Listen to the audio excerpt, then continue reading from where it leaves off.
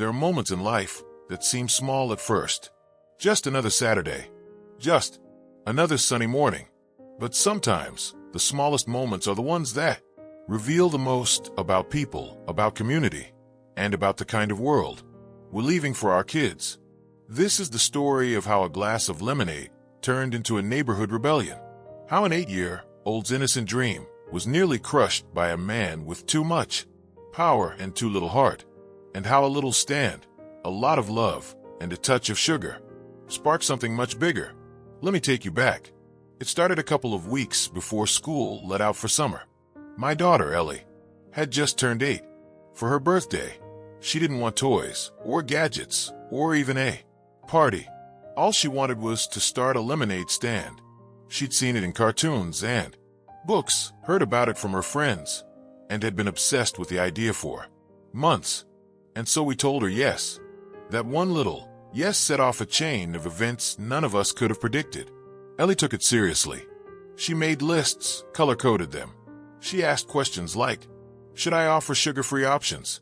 And what if someone has allergies? She wasn't just planning a lemonade stand. She was building a business. We bought lemons, sugar, cups, a little fold-out table, and a bright yellow umbrella from the hardware store. She even designed a sign herself, Ellie's legendary lemonade, with glitter letters, smiley faces, and the phrase $1 per cup free. Smiles included. I'm not gonna lie, it was adorable. We live in a nice, quiet subdivision just outside the city. You know the kind. Manicured lawns, cul-de-sacs, mailboxes that match. It's peaceful, predictable, and just boring enough to make you think nothing could ever go wrong here. But this neighborhood, like many others, is run by a homeowners association, our beloved HOA. Now, I don't know who first thought giving a group of random neighbors the power to enforce vague, sometimes absurd rules was a good idea, but here we are. Our HOA is the kind that sends letters if your grass gets too tall, or if your shutters are the wrong shade of beige. You know what I'm talking about. Enter Mr. Thompson, middle-aged, always wearing khakis, always carrying a clipboard. He's the president of our HOA and the self-proclaimed protector of order and decorum. He walks the neighborhood twice a week like he's patrolling the DMZ. We'd had a few run-ins before. One time about a basketball hoop Ellie left at the curb overnight. Another time because we used a non-standard welcome mat. But nothing serious. So, when Ellie set up her lemonade stand that Saturday morning at the edge of our driveway, the furthest thing from our minds was that it could cause any real trouble. It was a beautiful morning, blue skies, a light breeze, and the kind of sunshine that feels like a warm hug. Ellie was in her element. She had a line of customers. Within 15 minutes, neighbors walking dogs, joggers, cyclists. Some people even came out just to say hi. She gave out free cookies with every cup and kept track of every sale in a little notebook. At one point, she turned to me and said, "Daddy, I think I'm gonna be rich." I laughed so hard I almost spilled my drink. She made $23 in her first hour. Not bad for a kid who still needed help tying her shoes a year ago. Then came the black SUV. It pulled up slowly, too slowly. The engine idled for a moment, then shut off. The door opened, and out stepped Mr. Thompson, clipboard in hand, sunglasses on, lips pursed. He stood there for a moment, just watching. Ellie smiled and waved. "Hi, Mr. Thompson. Want some lemonade?" He didn't respond. Instead, he walked past her, right up to me, and said, "This is in violation of community guidelines." At first, I thought he was joking. I even chuckled. "It's a lemonade stand," I said. "She's 8. He didn't blink. Unlicensed commercial activity on private property visible from the street. Code 4.12. I looked around. There were no disturbances. No traffic blocked. No angry mobs. Just a little girl trying to live a summer dream. I said, "Come on." "Really?" he said. "If the stand is not removed within 15 minutes, I will notify the authorities." It was surreal. I actually looked around for a hidden camera, like maybe this was some kind of prank show. Ellie overheard part of it and came over. Did I do something wrong? She asked.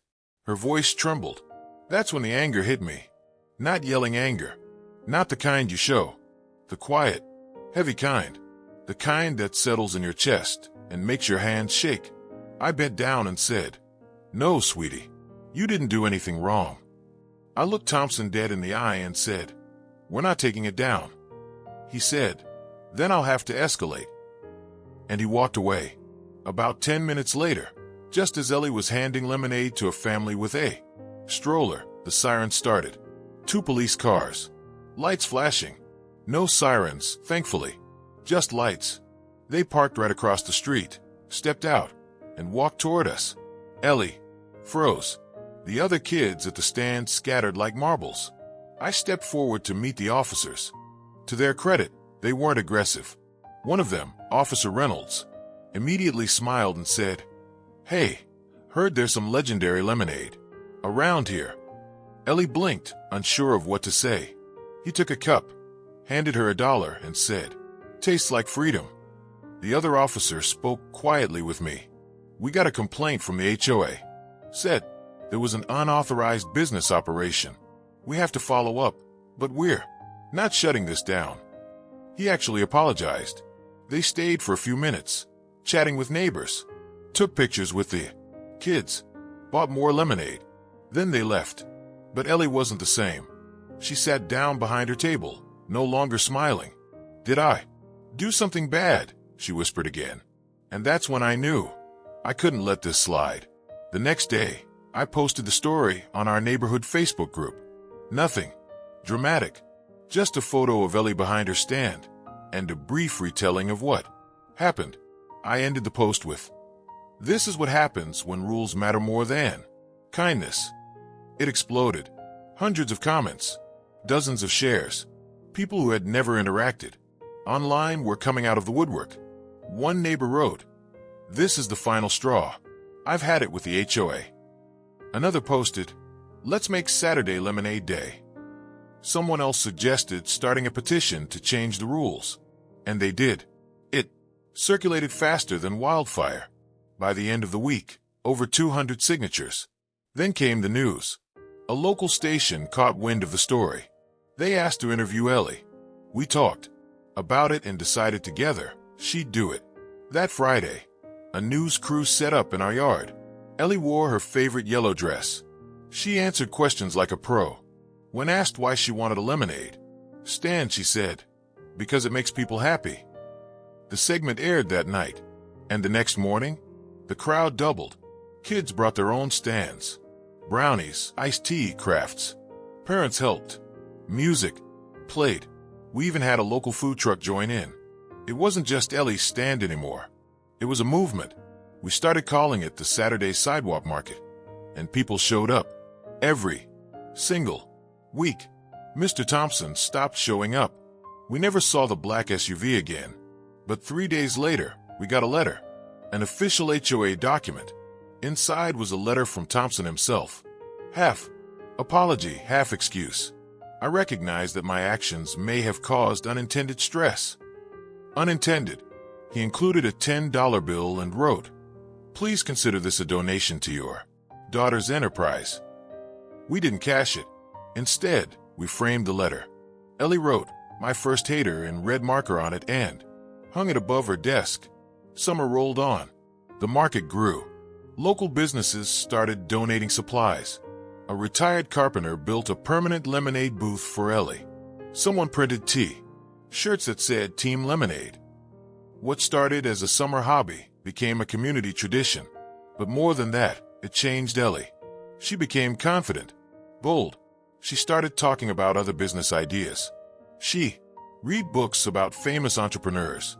She learned how to budget, how to market, how to speak in public. And it changed us too. We realized how easily joy can be crushed by control. How a child's simple dream can threaten someone clinging to power. But more importantly, we learned that kindness is contagious. That a single act of resistance, even if it's just pouring lemonade, can ripple into something massive. So now, every Saturday, we set up the stand.